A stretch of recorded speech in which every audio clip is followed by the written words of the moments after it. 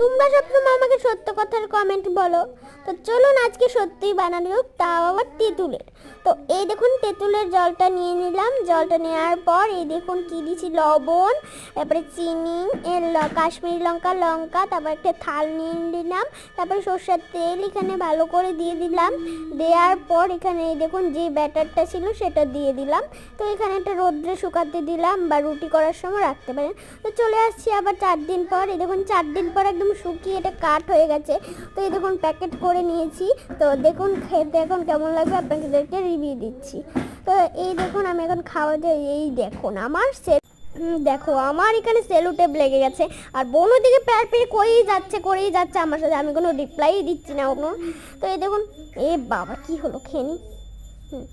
তো আমার মাকে দারুণ লেগেছে আমার এটি। আমি 10-এর মধ্যে 9 দিলাম মাকে। আর তোমরা কত দেবে কমেন্টে